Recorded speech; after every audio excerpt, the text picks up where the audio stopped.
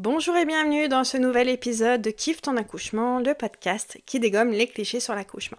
Je suis ravie de vous retrouver pour ce nouvel épisode où je vais vous partager mes conseils pour éviter de saboter votre accouchement sans péridurale à la maternité.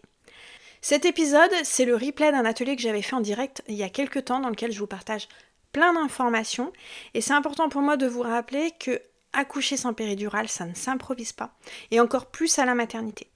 Dans cet atelier, je vous partage notamment le scénario classique qu'on voit hyper couramment quand on est enceinte, on va à la maternité, on va dans la salle d'accouchement.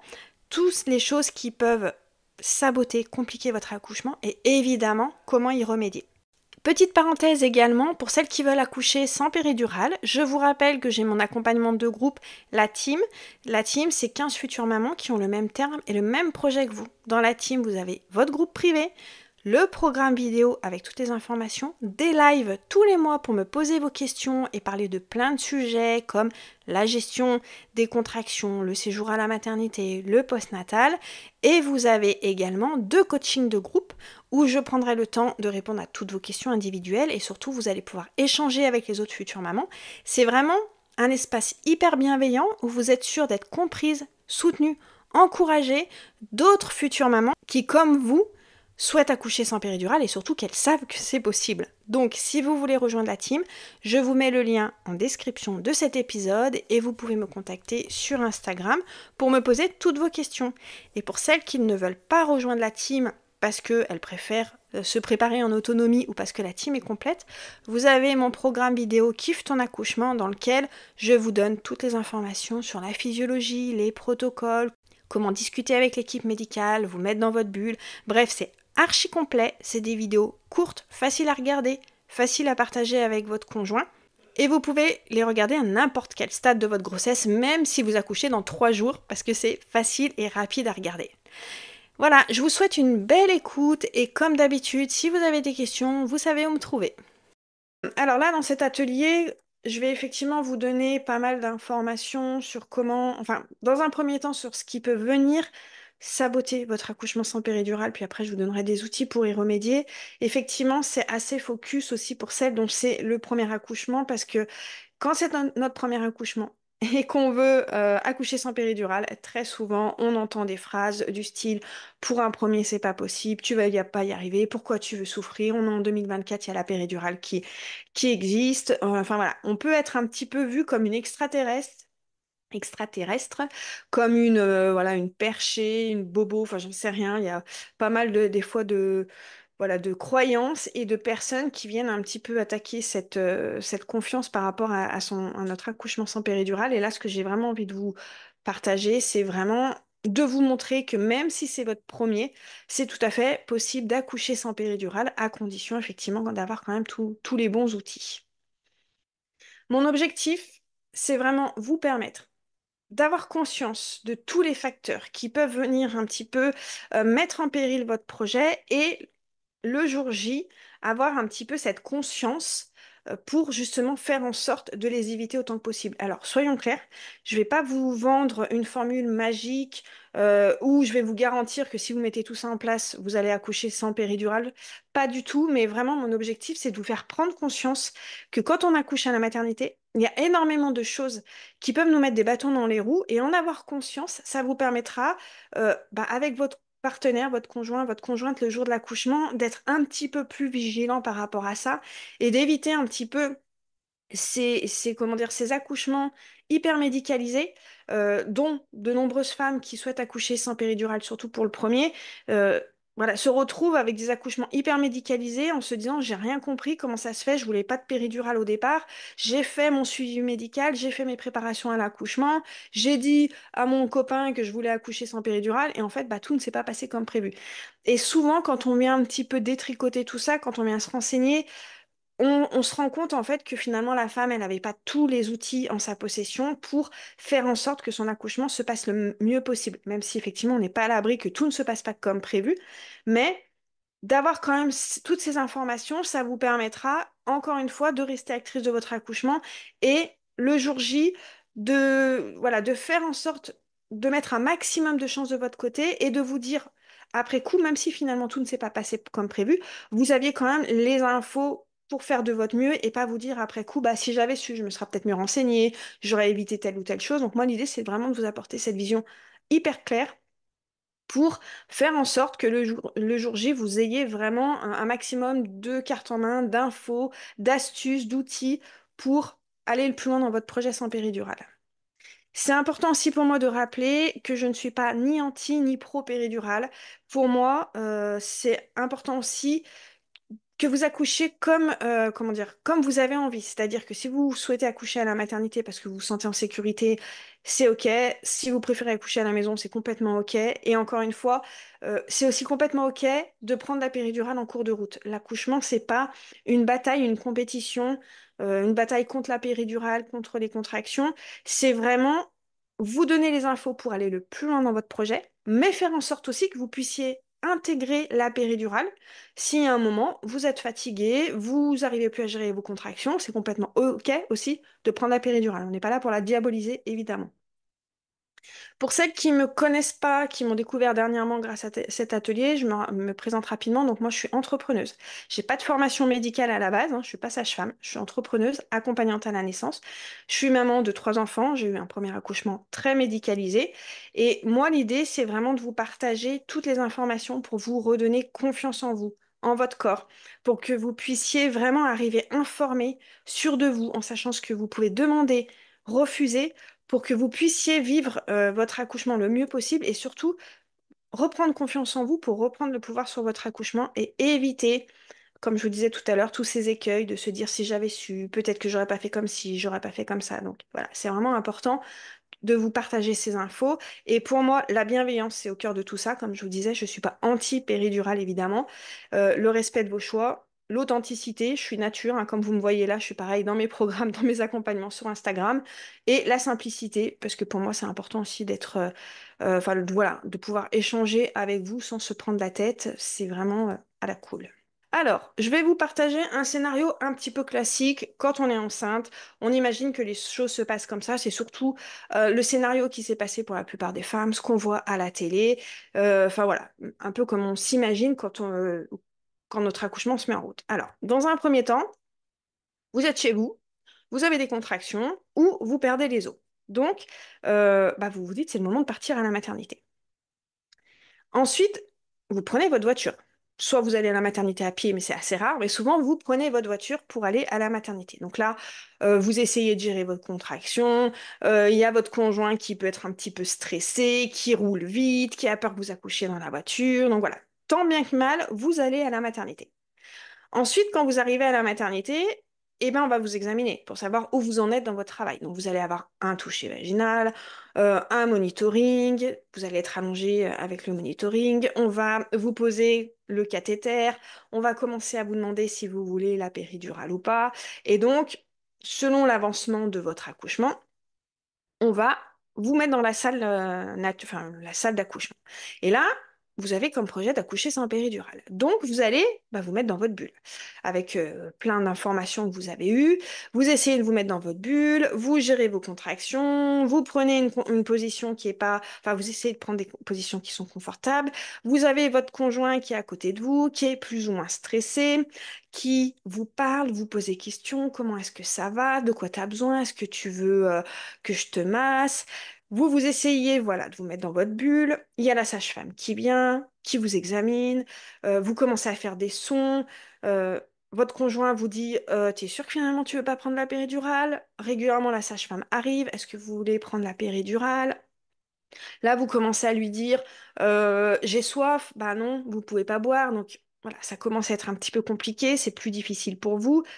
Évidemment, on en rajoute une couche. Vous êtes sûr que vous voulez pas la péridurale? Votre conjoint vous dit, là, t'as l'air de souffrir, t'as pas l'air bien, franchement, te prends pas la tête, prends la péridurale. Enfin voilà. Il y a tout ça qui fait que vous, vous essayez de gérer vos contractions, de ne pas prendre la péridurale parce que c'était votre projet initial.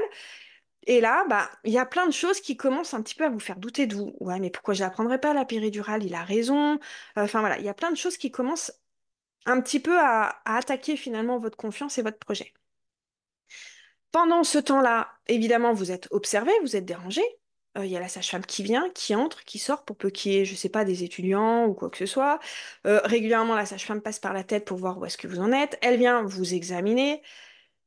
Ça fait peut-être 5-6 heures que vous gérez vos contractions et là, elle vous annonce que vous êtes dilaté à 4 centimètres. Donc là, vous commencez à être démotivé. En plus, vous pouvez pas boire, vous pouvez pas manger. À chaque fois qu'elle vous examine, elle vous sort un petit peu de votre bulle. Vous êtes obligé de monter sur la table. Enfin bon, bref. Voilà. Le schéma un petit peu classique. Et forcément, au bout d'un moment, vous vous dites, bah, j'y arrive pas. Franchement, je me suis mis la barre trop haute. Les gens, ils ont raison. Finalement, pour un premier, c'est impossible, ou je suis trop douillette, ou effectivement, je me suis pas assez bien préparée. Vous demandez la péridurale en vous disant, bah, en remettant finalement vos capacités en question et en vous disant, bah, comme, voilà, comme je vous disais, je suis pas assez forte, j'ai pas eu un mental assez costaud, c'est vrai que j'aurais dû prendre la péridurale dès le départ et tout ça. Et donc, en fait, là, on est vraiment dans un schéma classique. C'est un peu comme ça que ça se passe la plupart du temps. C'est un peu le retour que j'ai du déroulement de l'accouchement de la plupart des femmes qui sont arrivées sans forcément être enseignées et qui ont été pris finalement dans cet engrenage qui fait qu'à un moment, elles demandent la péridurale. Mais elles ne demandent pas la péridurale parce qu'elles sont allées au bout de ce qu'elles pouvaient faire. Elles demandent la péridurale un peu plus comme si c'était un échec en se disant, en fait, j'ai pas été capable d'aller au bout de mon projet. Et c'est vraiment là où je trouve ça dommage parce que si on n'a pas les connaissances, on peut effectivement vivre ça comme un échec, alors que finalement, tout ce qu'on a vu là, ça paraît classique, mais c'est pas sans conséquence.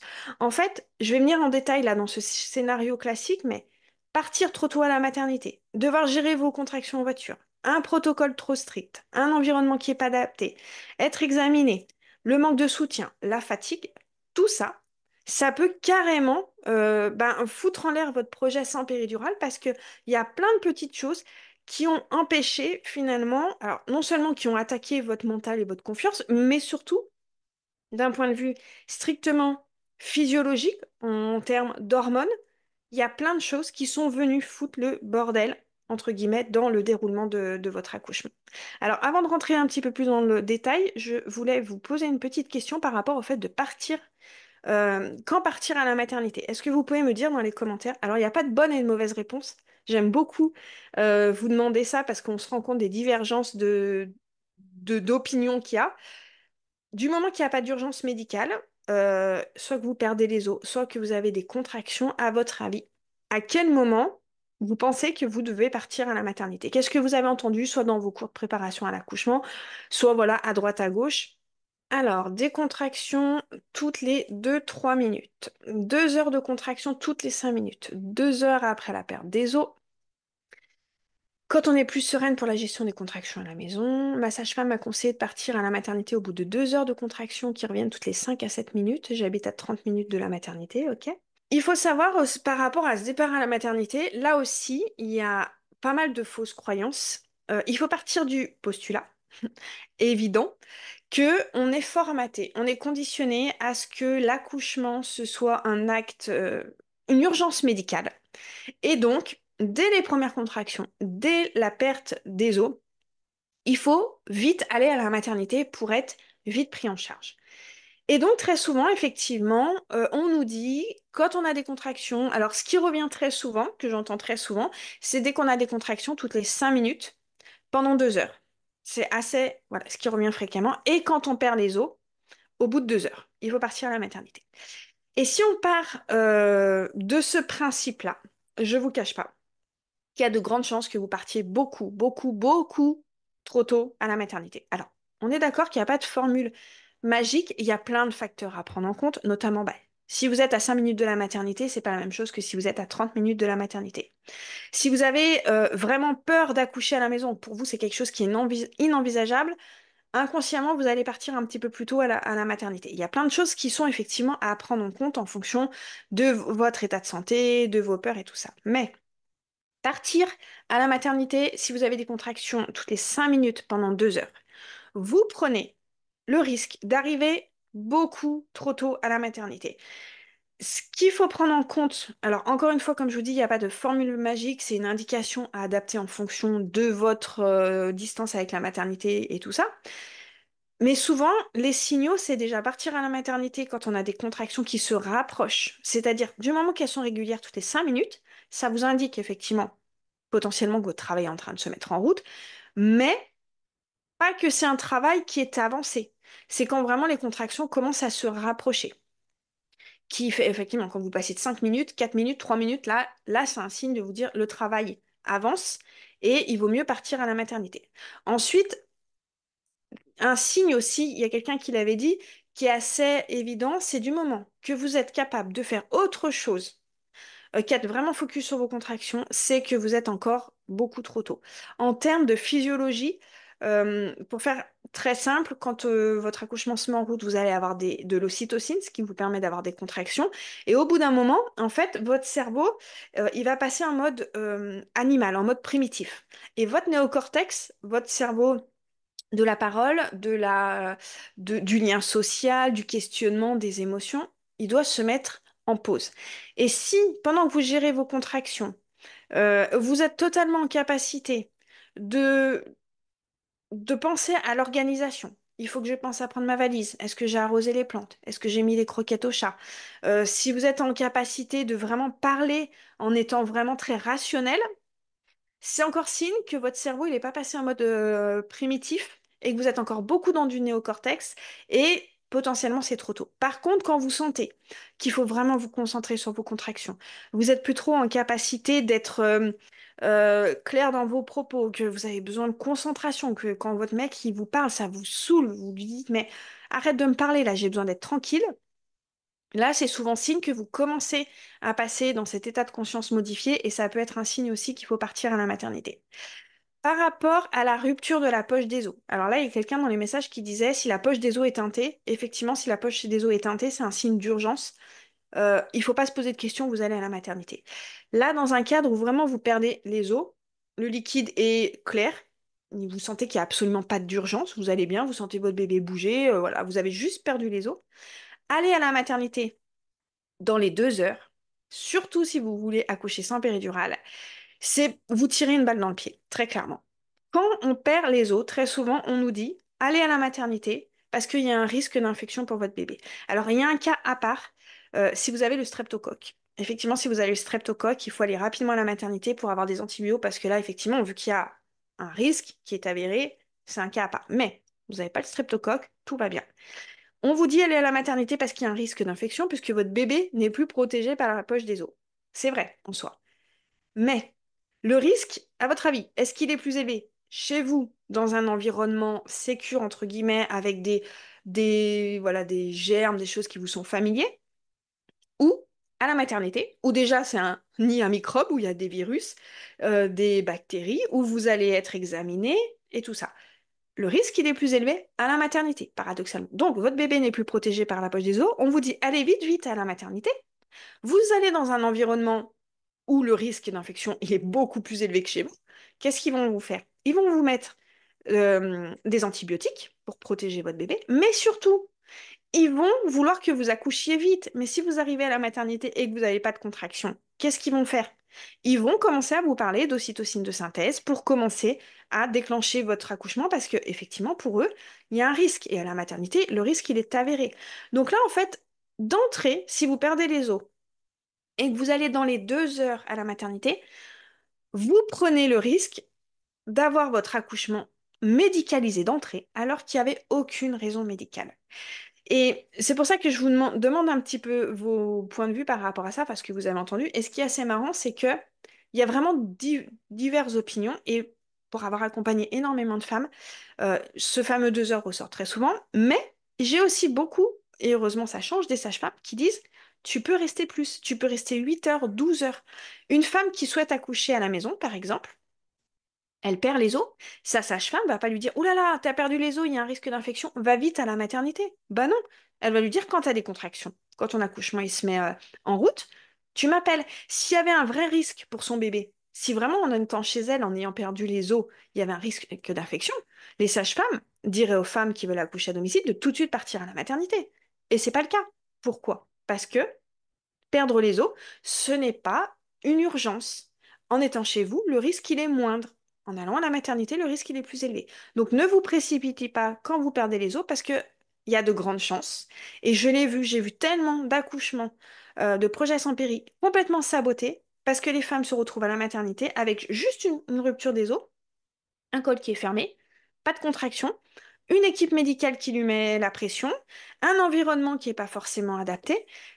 Toutes ces choses font que là, elle est clairement dans le scénario voilà, classique, mais qui n'est pas sans conséquence, parce que tout ça va l'amener à avoir de l'ocytocine de synthèse, des contractions qui vont être plus intenses, un cocktail hormonal qui se met pas en route, et très souvent, bah, elles prennent la péridurale parce que tout ça juste parce qu'elles sont allées trop tôt, enfin tout ça juste parce qu'on leur a dit d'aller trop tôt à la maternité.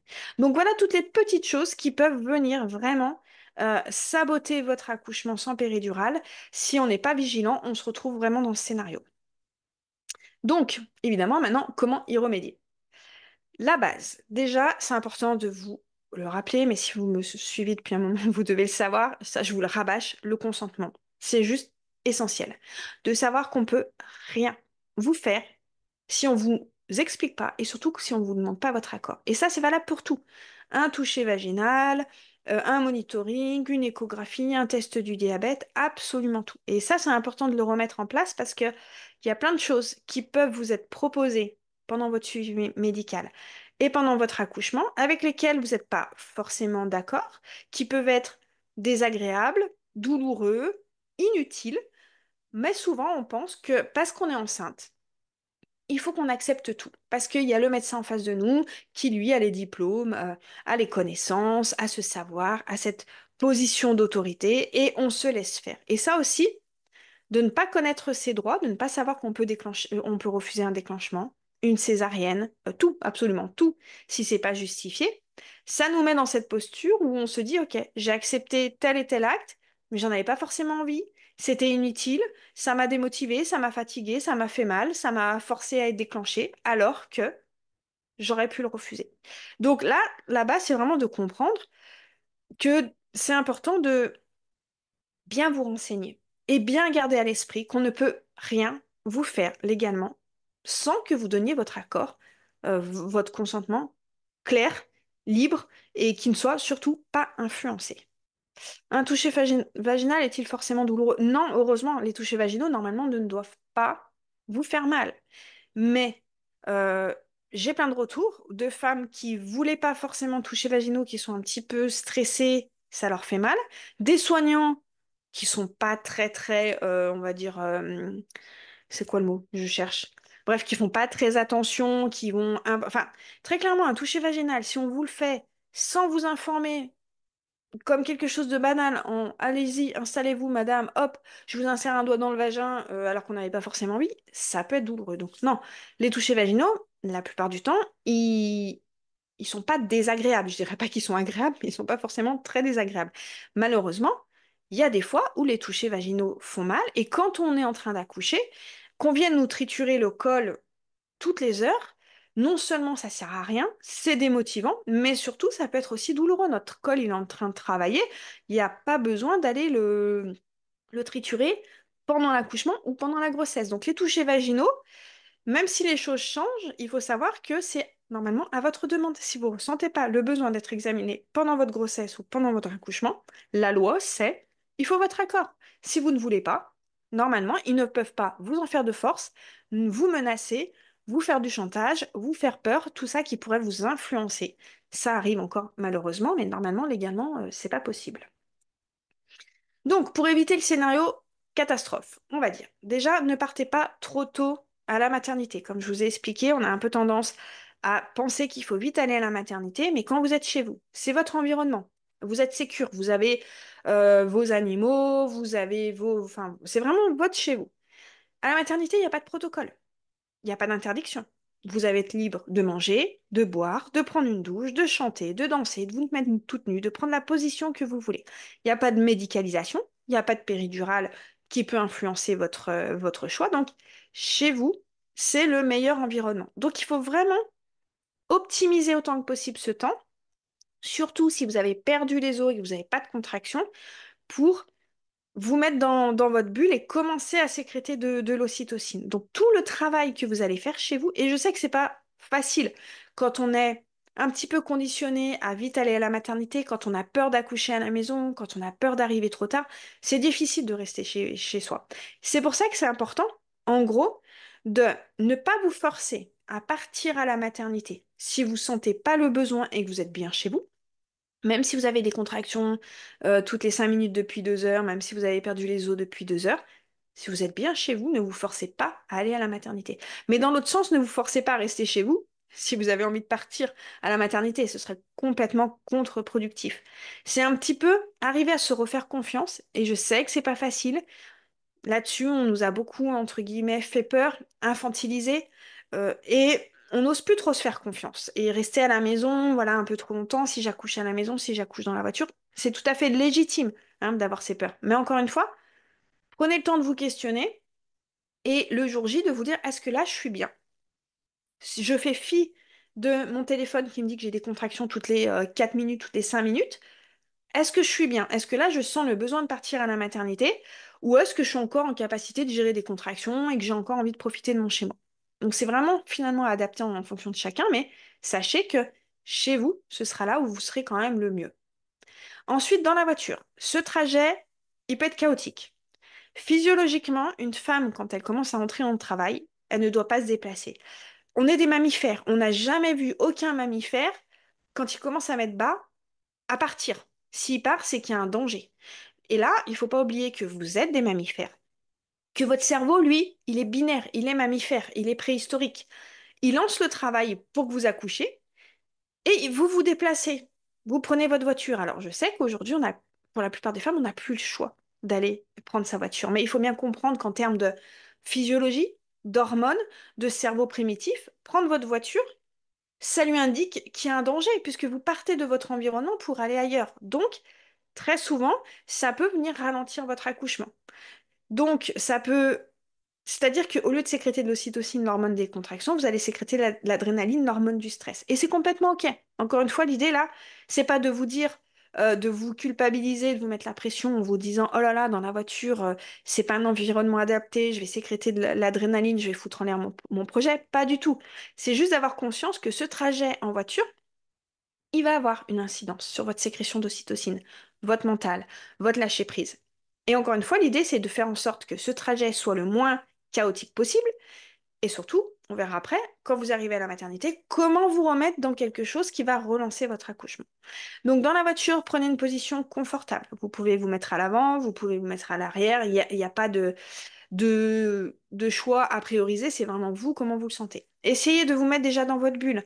Musique, écouteurs, commencez à prendre le peigne pour gérer les contractions, essayez voilà, de commencer à vous recentrer sur vous. Demandez à votre conjoint, c'est pas facile, mais que lui, il gère son stress de son côté. Le stress, c'est contagieux. Si lui, il rage, il fulmine, parce que le feu rouge, il est trop long, parce que le gars d'avant, il avance pas assez vite, il klaxonne, enfin, ça va rajouter encore une dose de stress. Donc, dites-lui, autant que possible, d'essayer de gérer son stress intérieurement et de pas vous le partager. Vous aurez déjà assez de choses à gérer pour ce trajet. Lui, il est focus sur la route. Voilà, qu'il essaye un petit peu de rester zen autant que possible. Et surtout, rester motivé. C'est vraiment important dans ce trajet en voiture de vous rappeler que vous n'êtes pas dans un environnement qui est adapté, qui est propice, qui est normal pour gérer vos contractions. Et que là, vous êtes vraiment dans de l'antiphysiologie. En termes de votre corps, comme je vous disais, prendre votre voiture pour bouger, pour lui, c'est signal d'alerte. Il va tout faire pour arrêter votre accouchement. Pas toujours, parce qu'il y a des femmes qui accouchent en voiture, mais vous allez avoir de l'adrénaline. Et du coup, si vous avez de l'adrénaline, vous aurez moins d'endorphine, l'hormone qui va vous aider à supporter les contractions. Et ce qui est juste important là, pendant ce trajet, c'est de faire au mieux, en faisant tout ce que je vous ai partagé. Mais si vous n'y arrivez pas, si vous êtes accroché à la poignée de la voiture, que vous gueulez contre votre mec parce qu'il va pas assez vite, que vous êtes complètement crispé, ce n'est pas grave. C'est super compliqué de rester zen et détendu dans ce trajet en voiture. Ce qui est important, c'est juste de vous dire que votre capacité à gérer vos contractions dans la voiture ne reflète pas votre capacité à gérer vos contractions quand vous serez dans un bon environnement. Et moi, j'ai plein de femmes qui, dans la voiture, se sont dit, mais j'arriverai pas à gérer sans péridurale, c'est trop compliqué, regarde, là, j'en suis au début du travail, je suis déjà en PLS. Ok, mais vous n'êtes pas dans un bon environnement, vous n'avez pas toutes les hormones, toute la physiologie qui fait que vous allez être capable de gérer vos contractions mieux quand vous serez à la maternité. Donc vraiment, c'est une parenthèse à gérer le mieux possible. Mais si vous n'y arrivez pas, euh, essayez quand même de rester motivé en vous disant, OK, c'est normal. Ne vous rajoutez pas de la culpabilité, ne vous flagellez pas. Dites-vous juste, je suis pas au bon endroit pour gérer mes contractions de façon efficace et on verra quand j'arrive à la maternité. Quand vous arrivez, vous allez avoir, il y a de grandes chances que vous ayez un toucher vaginal et un monitoring pour voir où en est le travail, s'il vous garde ou s'il vous renvoie chez vous. Si par hasard il vous renvoie chez vous, ne le vivez pas comme un échec. Je sais, c'est difficile, mais souvent on se dit, ah là là, j'ai bien géré mes contractions, j'ai bien compté mes contractions, je vais aller à la maternité. Et un petit peu comme une petite fille qui aurait fait, voilà, qui aurait pas réussi quelque chose, on nous dit, il faut retourner à la maison. On le vit comme un échec. Non, si on doit vous renvoyer chez vous, voyez-le comme une chance de retourner chez vous, de vous remettre dans votre bulle, de sécréter de l'ocytocine. Donc, s'il vous garde, vous allez avoir un toucher vaginal, un monitoring. Là, vous arrivez à la maternité, vous êtes souvent hyper tendu, pleine d'adrénaline, l'hormone du stress. Ça peut être désagréable. Le toucher vaginal peut ne pas être agréable, mais surtout le monitoring, de gérer ces contractions en étant relié à un monitoring, ça peut être aussi compliqué. Donc là aussi, essayez de vous mettre tout de suite dans une position dans laquelle vous êtes bien. Ne vous forcez pas à rester allongé sur le dos si vous n'êtes pas bien dans cette position et si vous subissez vos contractions. Essayez tout de suite de commencer à bouger. Même si les capteurs ils bougent, on s'en fout. La sage-femme, elle viendra vous les remettre, les capteurs. Là, vous êtes en train d'accoucher. C'est à elle de s'adapter. Donc, si vous avez envie de bouger, vous sentez que voilà, faut tourner autour du lit parce que là, vous avez passé un trajet en voiture qui est compliqué, mettez-vous dans une position confortable. Ensuite, quand vous arrivez dans la salle d'accouchement, là, c'est le moment de sortir toute la panoplie pour créer un environnement propice autour de vous. Tranquillité, intimité, confort, pour vraiment relancer votre sécrétion d'ocytocine. Je vous rappelle, l'ocytocine, c'est l'hormone des contractions. Et en réponse à l'ocytocine, de sécréter l'endorphine, c'est l'anti-douleur naturelle. C'est vraiment ces deux cocktails qui vont vous faire aller le plus loin dans votre projet. C'est plus vous sécrétez de l'ocytocine, donc plus vous êtes détendu, plus vous êtes tranquille, à l'aise, confortable, plus vous allez sécréter de l'ocytocine, plus vous allez avoir des contractions qui vont être efficaces. En réponse à ces contractions, vous allez sécréter de l'endorphine, un antidouleur naturel qui va vous permettre de supporter la douleur des contractions, mais surtout de passer dans un état de conscience modifié. Les femmes, quand elles sont vraiment shootées à l'endorphine et à l'ocytocine, on a l'impression qu'elles sont shootées, qu'elles sont sur une autre planète. Elles peuvent plus parler, elles peuvent plus être rationnelles. Il y en a même des femmes qui s'endorment entre les contractions tellement elles sont shootées à ces deux hormones. Et c'est vraiment ça qui va vous permettre d'aller le plus loin dans votre projet. Mais s'il y a des choses, un environnement qui n'est pas adapté, qu'on vient vous parler, qu'on vous dérange, qu'on vous examine, votre production d'ocytocine et d'endorphine se fait la malle. Et là, vous êtes adrénaline, stress, fermeture, crispation. Et forcément, gérer des contractions dans ce cas-là, c'est compliqué. Ce qui facilite la sécrétion d'ocytocine, c'est le fait de bouger, chanter, danser, rigoler. Et surtout, surtout, surtout, buvez. Ça, c'est une interdiction, j'en ai parlé mais 50 milliards de fois, si vous me suivez, vous devez le savoir. L'interdiction de boire pendant l'accouchement est complètement inutile, dépassée et surtout dangereuse. Parce que ne pas boire, ça vous fatigue, vous n'avez pas d'ocytocine, vous n'avez pas d'endorphine, vous n'arrivez plus à gérer vos contractions. Vous prenez la péridurale. Et en fait, c'est vraiment cette succession de toutes ces petites choses, c'est un petit peu comme si vous faisiez un marathon et que régulièrement sur votre trajet, il y avait toujours quelque chose qui vous fait trébucher. Alors c'est le monitoring, après c'est le toucher vaginal, le fait qu'on vienne vous parler, le fait qu'on vous stresse, qu'on vous dise d'être allongé, qu'on vous empêche de boire. Tout ça, c'est plein de petits croche-pattes dans votre projet qui font que vous risquez de vous casser la gueule et de prendre la péridurale. Et c'est pas parce que vous n'êtes pas en capacité de gérer vos contractions, ce n'est pas parce que vous n'êtes pas capable d'accoucher sans péridurale, c'est parce qu'il y a toutes ces choses-là qui font que vous risquez voilà, de voir votre accouchement complètement saboté. Elsa, je vois que tu lèves la main, mais je prendrai les questions à la fin si ça te dérange pas, parce que sinon, donc soit tu me la poses dans le chat, soit après je vous laisserai la parole pour poser toutes vos questions. Ce que vous pouvez refuser, c'est aussi important parce que ça, c'est des choses aussi qui peuvent mettre votre projet en péril. Les déclenchements. Si un déclenchement pour gros bébé, jour du terme, il faut qu'un déclenchement il y ait une vraie raison médicale valable pour mettre un terme à votre grossesse. Gros bébé, jour du terme, si vous allez bien, que votre bébé va bien, vous pouvez refuser. Et ça, le déclenchement, comme je vous disais tout à l'heure, c'est le premier pas vers la médicalisation et c'est la première chose qui fait que vous allez voir votre projet sans péri vous s'envoler parce que vous êtes d'entrée dans de la médicalisation. Il y a des femmes qui arrivent à accoucher sans péridurale avec un déclenchement, mais c'est rare. C'est plus compliqué. Faut pas se leurrer. On vous met de l'ocytocine de synthèse. L'ocytocine de synthèse n'a pas du tout les mêmes effets que l'ocytocine naturelle. Donc vous produisez pas en réponse toutes les hormones. Vous avez des contractions qui sont beaucoup plus intenses, beaucoup plus rapprochées parce qu'elles sont entre guillemets pas naturelles. Et là, très clairement, c'est difficile à les gérer et vous prenez la péridurale. Et encore une fois, c'est complètement OK de prendre la péridurale face à un déclenchement, mais si ce déclenchement il est justifié, votre bébé, il a un problème médical, vous avez un problème médical, au final vous n'arrivez pas à coucher sans péridurale, vous dites c'est pas grave. Ok, j'avais un projet sans péri, mais là, il y avait quelque chose qui est venu perturber mon projet. Je suis ok avec ça. Par contre, avoir un projet d'accoucher sans péri, qu'on vous dise que vous avez un gros bébé, qu'on vous déclenche 15 jours avant, que vous n'arriviez pas au bout de votre projet, voire que vous finissez en césarienne, parce qu'au final, et pour qu'au final votre bébé fasse 3,5 kg, ça fout vraiment les boules.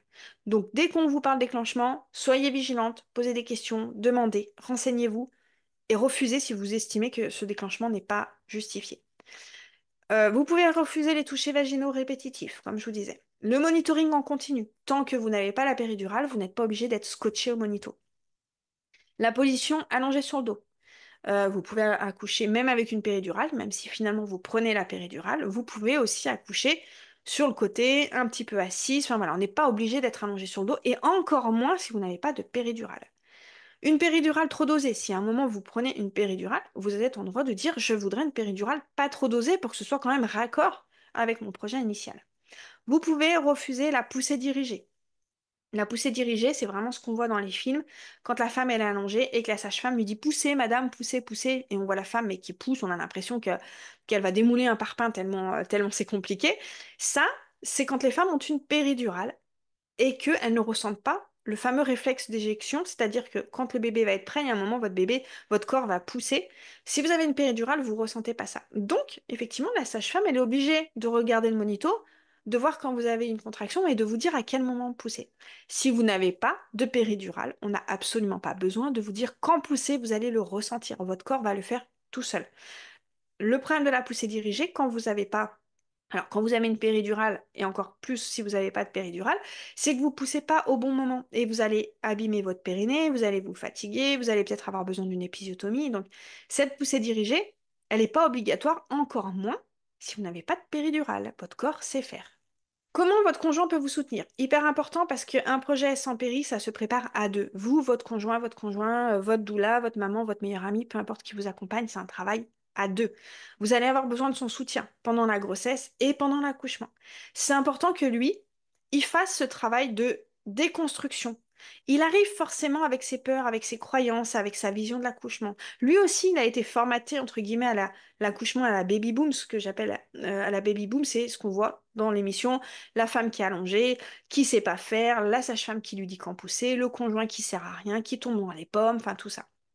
Lui aussi, donc il faut qu'il fasse ce travail de cheminement pour avoir la même vision que vous et comprendre pourquoi est-ce que vous voulez accoucher sans péridurale. Tout ça, ça va lui permettre de vraiment comprendre son rôle. Ils ne servent pas à rien, vos partenaires, le jour de l'accouchement. Au contraire, c'est eux qui vont être les garants de votre confort et de votre intimité. C'est vraiment eux qui vont veiller à ce que vous soyez bien et que vous ayez l'environnement idéal pour sécréter de l'ocytocine et l'endorphine et aller le plus loin dans votre projet. C'est vraiment un élément, un pilier indispensable de comprendre qu'ils ne sont pas là juste pour vous amener le brumisateur, à la rigueur de vous faire deux, trois petits massages dans le dos et c'est tout. Non, c'est vraiment eux qui vont faire en sorte que vous allez garder le mental, qui vont donc vous remotiver, qui vont effectivement vous apporter des outils pour ne pas prendre la péridurale, et surtout qui ne vous proposent pas la péridurale. Il faut savoir qu'il y a plus de 50% des femmes, j'avais lu cette étude, je sais plus où, 50% des femmes en salle d'accouchement qui finalement prennent la péridurale ont été influencées par leur partenaire parce que ils pensaient qu'elle souffrait. Quand vous allez gérer vos contractions, vous allez peut-être faire des bruits, vous allez peut-être crier aussi pour gérer vos contractions sans que ce soit de la souffrance. C'est juste votre façon de gérer les contractions. Mais si votre partenaire, il est formaté à ce qu'une femme, quand elle accouche, soit elle dit rien, soit quand elle hurle, c'est parce qu'elle est en train de souffrir la mort, il va vous proposer la péridurale. Pour lui, ce sera un acte d'amour, de bienveillance. Mais si régulièrement il vous propose la péri, si régulièrement la sage-femme vous la propose, si la sage-femme vous dit la péri c'est maintenant ou jamais, ça va influencer. Et ce manque de soutien va vraiment euh, vous faire douter. Et encore une fois, comme je vous disais, c'est plein de petites choses. C'est pas parce qu'une fois il va vous proposer la péridurale que votre projet va être foutu en l'air. C'est pas parce qu'une fois la sage-femme va vous examiner alors que vous n'avez pas envie que votre projet va être mort. C'est pas parce que une fois vous êtes stressé, que vous n'arrivez pas à vous mettre dans votre bulle, que votre projet il est foutu. Non, c'est cette succession de toutes ces choses. On part trop tôt, on est stressé en voiture, on arrive dans une salle qui est hyper éclairée, il y a du stress, il y a du bruit, on nous parle, on nous propose la péridurale. On nous menace aussi. Il faut savoir que des fois, voilà, madame, si vous n'avez pas accouché dans une heure, j'appelle le gynéco. On nous infantilise. Et tout ça fait qu'à un moment, ça attaque non seulement notre confiance, mais surtout ça empêche notre corps de faire ce qu'il a à faire. Et tout ça fait qu'à un moment, bah, on prend la péridurale à contre-cœur. Parce que c'était pas de notre fait, c'était cette succession de plein de choses. Donc, pour aller le plus loin dans votre projet sans péridurale, ce qui est important, c'est de changer votre vision. Vraiment, la première chose, c'est de voir l'accouchement autrement qu'un acte médical et ça va vraiment vous permettre de diminuer vos peurs. Plus vous allez vous renseigner sur l'accouchement physiologique, le rôle des hormones, vos droits, tout ça, vous allez vous rendre compte qu'il y a plein de choses où on a des peurs qui sont créées par la société, par la représentation de l'accouchement et que un accouchement, c'est pas si horrible que ce qu'on veut bien nous faire croire. Choisissez bien votre maternité si vous êtes en début de grossesse et vos soignants. Des soignants qui sont respectueux, formés à la physiologie, qui vont vous croire en vous dans votre projet. Pareil pour votre entourage, hein. Éliminez les personnes qui vont vous dire, euh, comme je vous disais tout à l'heure, un premier accouchement sans péridurale, c'est compliqué, tu vas pas y arriver. Enfin, éliminez tout ça. Avoir les bonnes connaissances. Là, vous commencez à les avoir pour éviter cette surmédicalisation inutile. Si vous êtes pris dans l'engrenage de j'arrive, je suis stressé, j'ai pas de contraction, on met de l'ocytocine de synthèse, vous êtes dans cet engrenage où il y a un moment, on va vous poser la péridurale, peut-être devoir vous faire une épisiotomie. Enfin voilà, là, vous mettez le pied dans cette fameuse cascade d'intervention. Boostez votre mental pour avoir confiance en vous et en votre corps. C'est vraiment la base. Votre mental, c'est le point de départ. Vous n'avez pas besoin d'apprendre à respirer, à pousser, à prendre des positions. Non, c'est vraiment votre mental.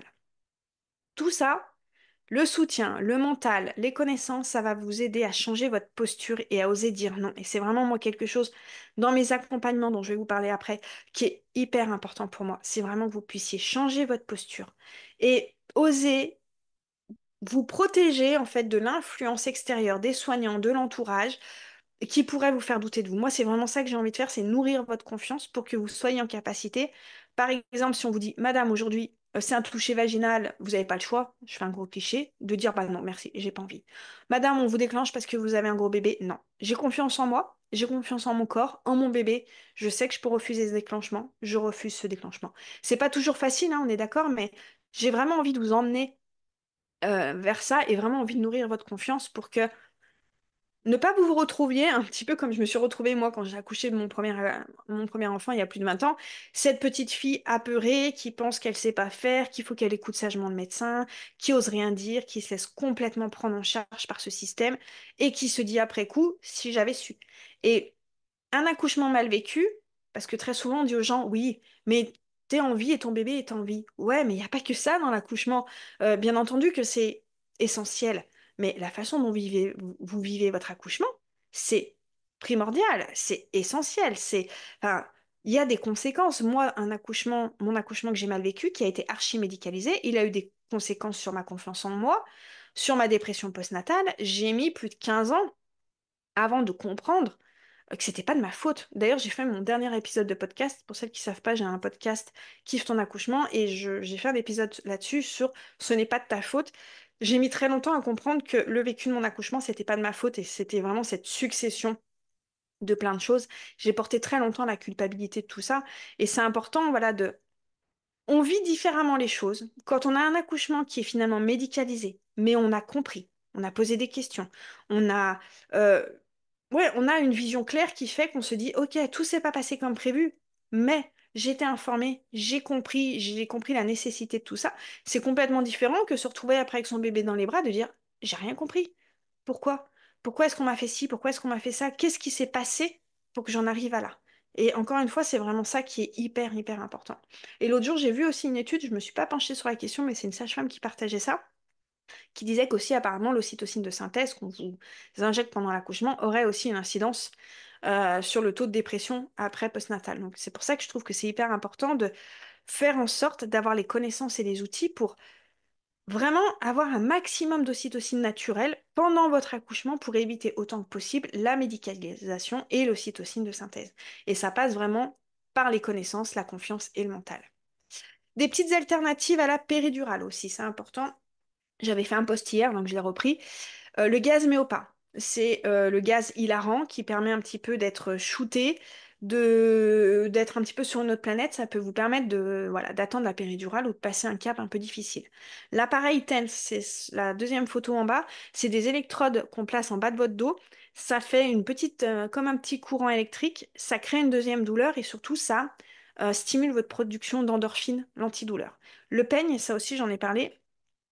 Il est là, le pen, je sais pas si vous le voyez. Bref, vous savez, celles qui me suivent, c'est un outil aussi que je vends sur ma boutique. Vous le prenez, l'idée c'est pareil, c'est de le serrer très fort dans votre main. Ça crée une deuxième diversion de la douleur et ça stimule votre production d'endorphine, l'hormone des contractions. Ça peut aussi aider. Moi, j'ai plein de femmes qui m'ont dit qu'elles étaient allées au bout de leur projet grâce au pen. Donc, je vous donne l'astuce et si vous voulez le commander, il est sur ma boutique. Et le dernier truc, ça, je l'ai entendu dans un podcast qui sort la semaine prochaine, je sais pas si vous la suivez Laura, qui expliquait que appuyer sur son clitoris, alors pas appuyer de façon à le stimuler et aller vers le plaisir et l'orgasme, pas du tout, mais elle disait que d'appuyer très fort, même par-dessus ses vêtements, pendant qu'elle avait une contraction, d'appuyer fort sur son clitoris, ça lui faisait super du bien et que ça la soulageait énormément. Alors, j'ai pas poussé la question pour savoir quel est le rôle? Est-ce que c'est les hormones? Est-ce que c'est aussi une diversion de la douleur? Je ne sais pas. Mais j'ai envie de vous dire, c'est gratuit, c'est simple, c'est accessible facilement. Tentez, et si ça marche, n'hésitez pas à me le redire, parce que comme ça, j'en parlerai encore plus. Mais a priori, c'est assez efficace pour gérer la douleur des contractions. J'ai envie de dire, on prend tout, ne vous privez pas. En gros, les facteurs sur lesquels vous avez un pouvoir. Parce que c'est vrai que souvent, quand on va accoucher, on a l'impression qu'on est dépossédé de tout, qu'on a le contrôle sur rien du tout. Et c'est faux. Vous avez le pouvoir sur vos connaissances, sur tout ce que vous allez apprendre, sur tout ce que vous allez chercher, sur tout ce que vous allez comprendre, sur vos croyances aussi. Du coup, vous avez un pouvoir de venir les dégommer, ces croyances. Sur votre confiance, il ne tient qu'à vous de vous renseigner pour booster votre confiance. Sur votre posture, comme je vous disais, hein, connaissance, confiance, forcément, vous allez influencer votre posture. Vous allez être plus à même de vous opposer face à un soignant ou de vous opposer. Quand je dis opposer, c'est des grosses guillemets, mais voilà, face à quelqu'un qui voudrait vous faire douter. Voilà, vous serez droite dans vos bottes, vous aurez les infos, la confiance, le mental pour dire, voilà, j'ai pas envie d'être influencé par tes peurs, par tes croyances, j'ai confiance en moi, je vais au bout de mon projet et je crois en moi. Et votre environnement le jour de l'accouchement, de créer autour de vous un environnement vraiment propice à la sécrétion d'ocytocine. C'est aussi important de savoir que quand on accouche, il y a plusieurs paramètres à prendre en compte, évidemment, sur lesquels on n'a pas le pouvoir, et que vous n'êtes pas toute seule à accoucher. Vous faites votre part du boulot, mais par exemple, rien qu'entre vous et votre bébé, vous avez 50% que vous faites vous, et il y a les autres 50%, c'est votre bébé. Vous, vous pouvez être prête à 100% sur vos 50%, vous n'allez pas pouvoir influencer comment votre bébé va choisir de naître. Vous allez peut-être pouvoir voilà, écouter des milliers de podcasts, être accompagné, lire, faire tout ce qu'il faut.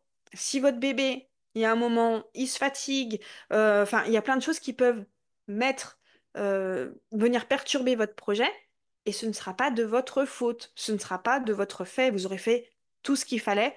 Il y a quand même des facteurs qui peuvent faire que vous allez prendre la péridurale. Il y a votre bébé, il y a votre partenaire, il y a l'équipe médicale qui vient avec ses propres peurs, ses croyances. Enfin, il y a beaucoup de facteurs sur lesquels aussi vous n'aurez pas forcément d'influence. Et ça, bah, du coup, pour le coup, vous n'en avez pas d'influence, donc ne vous prenez pas la tête. Mais par contre, voilà, les connaissances, la confiance, la posture, le mental, l'environnement, euh, inclure votre partenaire, tout ça, c'est vraiment des choses sur lesquelles vous allez avoir un vrai pouvoir d'influence pour vraiment vous préparer. En gros, alors j'adore cette photo, je la trouve tellement représentative de ce que j'ai envie de vous partager. Une bonne préparation, c'est avant tout une préparation mentale pour vous défaire de vos peurs, de vos croyances, reprendre confiance en vous et surtout vous protéger de tous les gens qui ne croiraient pas en vous, de tous les gens qui vous disent que c'est pas possible, de tous les soignants qui veulent vous faire accoucher comme vous avez envie. Une bonne préparation, c'est avant tout cette préparation mentale qui va venir vous défaire de ce rôle qu'on a voulu nous mettre depuis des décennies sur le fait qu'on ne sait pas faire, notre corps ne sait pas faire, il faut faire confiance au médecin. Oui, il faut faire confiance au médecin, je dis pas le contraire, mais avant tout, il faut d'abord faire confiance à nous et surtout ne pas croire tout ce qu'on entend sur l'accouchement, ne pas prendre pour argent comptant un anesthésiste qui vous dit ouais, vous savez madame, toutes les femmes ici, elles me disent toutes qu'elles veulent accoucher sans péridurale et finalement elles la prennent. Oui, ok, mais posez-vous des questions aussi. Pourquoi il y a 84% des femmes qui prennent la péridurale? Peut-être qu'il y a aussi un système à remettre en question. Et cette préparation mentale va vraiment vous permettre de vous protéger de tout ça, justement, pour vraiment arriver le plus confiante possible. Par rapport à ça, justement, maintenant, je vais vous dire un petit peu comment est-ce que je peux vous accompagner si vous voulez aller plus loin. Pour celles qui veulent accoucher sans péridurale, je ne sais pas si vous avez regardé un petit peu, moi j'ai mon accompagnement de groupe, la team. La team, vous rejoignez un groupe, vous êtes 15 futures mamans, vous avez le même terme et surtout le même projet. Et là, vous avez la garantie d'être comprise, soutenue, encouragée, de ne pas être influencée parce que vous avez toutes le même projet, vous êtes toutes dans le même bateau, vous avez toute la même vision. Et c'est essentiel, franchement, d'avoir ce groupe dans lequel vous allez pouvoir parler de vos doutes, poser vos questions, surtout venir rechercher euh, le boost de confiance quand on sort d'un rendez-vous. Moi, j'ai plein de femmes, des fois, dans la team, elles sortent du rendez-vous avec l'anesthésiste. Elles avaient toute la confiance, mais l'anesthésiste est arrivé à lui dire une petite phrase qui l'a fait douter. Elle vient sur le groupe et on est toutes derrière en lui rappelant, tu vas y arriver, ne l'écoute pas, tu sais que tu en es capable de vraiment venir booster ça. Donc moi, je suis sur le groupe. Il y a des appels visio. Comme ça vous permet d'échanger avec les autres futures mamans. Je réponds à toutes vos questions. Je vous fais vraiment quelque chose de personnalisé. Si un jour, voilà, vous avez un doute, une inquiétude dans la team, vous retrouverez toujours. C'est vraiment un cocon bienveillant et protecteur. Et ce qui est chouette dans la team, c'est que vous êtes en lien pendant la grossesse, mais aussi en postnatal. Donc, même en postnatal, vous êtes sûr d'être comprise, encouragée, soutenue, de pas avoir les fameux, ce que j'appelle les conseils en postnatal, laisse-le pleurer, fais ci, fais ça, parce que le postnatal, c'est aussi un gros dossier par rapport à notre confiance. Donc là, c'est vraiment un cocon hyper précieux. En ce moment, cet accompagnement entre le groupe, vous avez le programme vidéo, dont je vais vous parler après, avec toutes les informations sur l'ocytocine, le néocortex, comment vous mettre dans votre bulle, gérer vos contractions, poser des questions, connaître le protocole. Vous avez tout ça, les appels visio, et là jusqu'à dimanche, c'est à 129 euros au lieu de 159 euros. Donc si vous voulez en profiter, c'est vraiment le moment. J'ai des participantes de la team de 2021 et 2022 qui reviennent pour leur deuxième grossesse, et moi je trouve ça juste génial de me dire, elles ont kiffé la première fois, elles reviennent la deuxième fois. Et ce qui revient beaucoup, c'est effectivement la confiance et le soutien en postnatal. Et voilà, donc j'avais envie de vous partager ces messages parce qu'ils m'ont vraiment fait plaisir de me dire, voilà, tout ce que je fais, c'est vraiment utile et elles en redemandent une deuxième fois. Si vous préférez vous préparer à votre rythme, il y a mon programme vidéo, c'est 3 heures de vidéo dans lequel je vous donne toutes les informations. Là, je vous aborde pas les choses qui sont vues en préparation, c'est beaucoup plus préparation mentale, boost de confiance en vous, comprendre, comme je vous disais, l'ocytocine, le rôle des hormones, qu'est-ce qui vient saboter votre accouchement, les astuces pour gérer vos contractions. Il y a plein de vidéos aussi à partager à votre partenaire pour qu'il puisse aussi savoir mieux comprendre son rôle, comment il va vraiment pouvoir vous soutenir. Il y a vraiment, voilà, tout plein de choses. Rédiger votre projet de naissance, c'est hyper complet. Là aussi, il y a eu beaucoup de femmes que j'ai pu accompagner. Je crois que je vous avais mis des petits trucs qui me disaient, voilà, que limite, elles en avaient appris plus que lors de leur préparation à l'accouchement. C'est beaucoup plus focus, confiance en soi, mental. Et en gros, voilà, pour vraiment croire en vous et aller le plus loin possible dans votre projet sans péridurale. J'espère que ça vous a été utile, tout ce que je vous ai partagé. Je vous le répète, si vous voulez aller plus loin, que vous voulez avoir encore plus d'informations, vous pouvez rejoindre mon accompagnement de groupe, la team, ou prendre mon programme en ligne, Kiffe ton accouchement. Si vous avez des questions, que vous hésitez, que vous voulez discuter avec moi, comme d'habitude, vous m'envoyez un message sur Instagram ou un mail. Je réponds à toutes vos questions et ça me fait toujours plaisir d'échanger avec vous. Je vous souhaite à toutes une belle fin de grossesse, un bel accouchement, un bel été et j'espère que voilà, toutes ces informations vous permettra de vous rendre compte que vous avez plein de choses à mettre en place le jour de votre accouchement. Vous avez toutes les cartes en main pour aller le plus loin dans votre projet et le mot de la fin, ce sera juste si vous prenez la péridurale, c'est pas grave non plus parce que vous aurez eu les infos pour aller le plus loin dans votre projet et adapter la péridurale si vous souhaitez finalement la prendre.